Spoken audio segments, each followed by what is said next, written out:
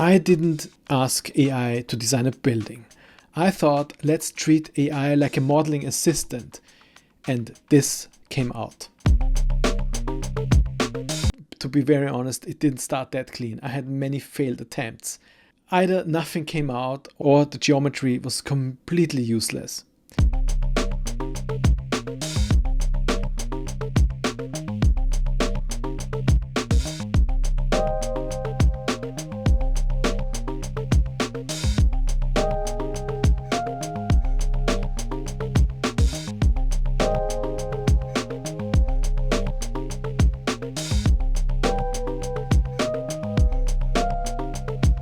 So this was my reality at the beginning. I gave it long, detailed tasks, but soon I realized that Rhino plus AI has a really hard time to understand multi-objective tasks. It really excelled in single-objective tasks, even though they were not that simple. As soon as it started with the wrong leg, it completely spiraled into chaos.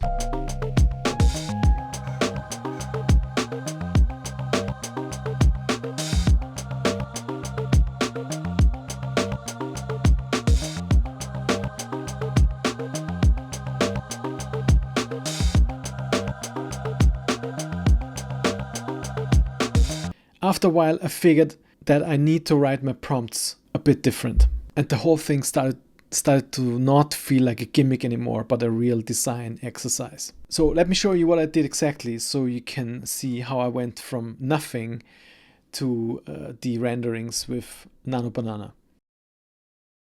Alright, I thought I'd give this a real test. Because in the past, we made our lives pretty easy by prompting things like, hey, just create a funny building. But that has nothing to do with a real world example. I have to say, leading up to this, Rhino together with AI were extremely helpful creating this example file. Cleaning up a huge 3D model would have taken me probably an hour. Claude and Rhino did it within a few clicks. But these are single objective tasks.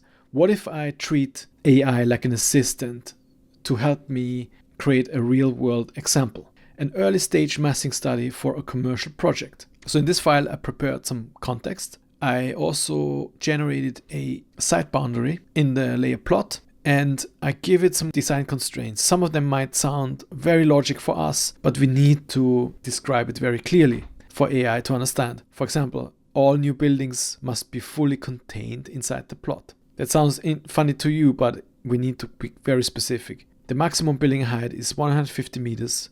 The maximum build width is 30 meters. The minimum clear distance between separate buildings should be at least 20 meters. And the on-ground plane build footprint should be around 50 to 80% of the total area. So that gives us at least 20% of a non-buildable area for plazas, landscaping, and so on. We also try to maximize the GFA, but still keep a visual balance. It shouldn't be just one giant block in the middle here. I also give it some technical constraints, requirements, creating a new layer. It should be all simple polysurfaces, closed polysurfaces, and some tips for the workflow. I also ask it to just describe briefly what its steps it takes and describe it in the command line. So I try to strip it down, make it very clear of what I exactly want, try to limit my rules in a certain way.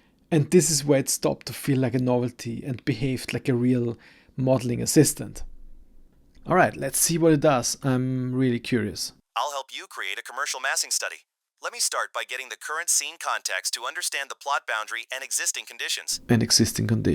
That sounds good. Now I have a clear picture of the scene. The plot boundary is on the plot layer with bounding box from approximately. Then it gives me the coordinates. I can see there's existing context and massing that I must not modify. Let me create the commercial massing scheme with buildings arranged along the perimeter, leaving a central open space. Okay, yes. That looks promising. A bit thin though, 16 meters, but could work. Okay, that looks quite promising. It created a central square, a central open square. Don't expect this to be 100%.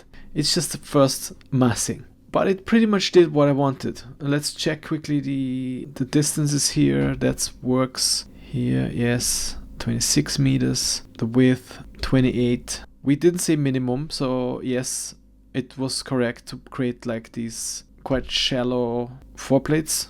But, well, now what we could do, okay. Can you divide each building into floors? All floors are 3 meters in height, except for the ground level, which should be 6 meters in height. Remove any excess heights.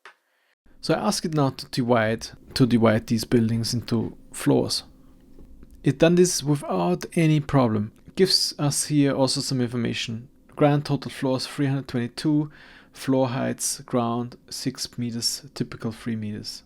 That's great. It gives me a summary. Now we are in a situation where it really is about single objective tasks again.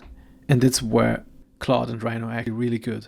So at this point, it didn't feel like the unpredictable AI magic anymore. And the whole thing started to behave like a real fast modeler who just models whatever I was looking for. Things like I would probably not model on a full-scale site just because I wouldn't have the time to. Imagine the floors are slightly different in width. Keep the ground floor as they are, but gradually lower the width of each floor and then expand it again to create a vertical wavy massing. I'll create a vertical wavy effect by scaling each floor based on its height, using a sinusoidal pattern that shrinks and expands the floors. Okay. Let me verify the wavy effect was applied correctly. I mean, it looks pretty cool. Let me check the visual result. Can you flip the wave effect so it aligns better with the ground floor width? It's much better. Amazing. Amazing. Can you now fillet the corners of each floor to make it feel softer? But apply fillets with different radii to create a more random effect. Maybe use 4 different radii. Let me try a more robust approach to ensure the fillets are applied correctly. Let me try a different approach, recreating the floors with filleted corners. Done. The floors now have soft, rounded corners with varying radii for an organic effect. Can you make the range between smaller and larger radii bigger so it looks more erratic? Think of a sculpture. If we like a stage, we can always go here and say duplicate, layer on objects. Because it could now, of course, happens that it changes everything and then we don't like what it did. We cannot go back. Yeah, that's pretty cool. Now, could we push the inner portion which faces the center of every third floor towards the center to create terraces? Again, I will duplicate this so to keep it. It's not 100% because here in the corner. The result is an organic sculptural massing where the buildings appear to cascade inward toward the plaza with outdoor terrace spaces. Would you like me to adjust the terrace depth, change the interval, every second or fourth floor instead, or make any other modifications? Can you add simple tree-like objects on these terraces? Simple blobs with a green material to indicate planting. Okay, I think this is my last command. I want to duplicate this again just to make sure we don't lose it. Nah, that didn't work. That did not work. I meant on all terraces with at least 4 meters width. Better, but it feels like there's some of them are. It's where the logic collapses. It's still checking it, but I think we leave it here. A few things have clearly not worked out, but yeah, we pushed it quite a bit. I mean, some of these don't make sense now, but at least we tried to push this a bit. Can you add trees in the central space so it feels more like a park? Just simple blobs on multi-stems is fine. And of course, I couldn't resist at the end. Take a screenshot and put everything into Nano Banana just to check how that would look like in a architecture rendering. Okay, now we could, just go into our preferred image creation tool and render this.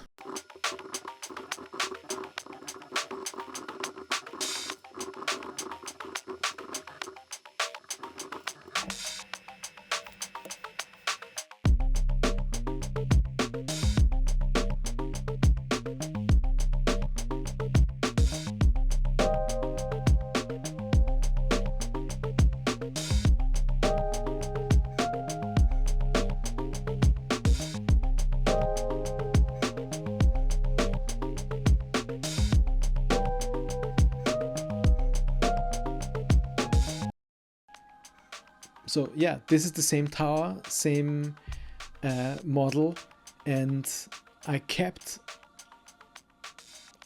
stayed in control of what I wanted to achieve. I'm still trying to refine the prompts I give AI, and I hope, of course, it will get better with time with these multi-objective tasks, because that's where I can really see where it falls apart.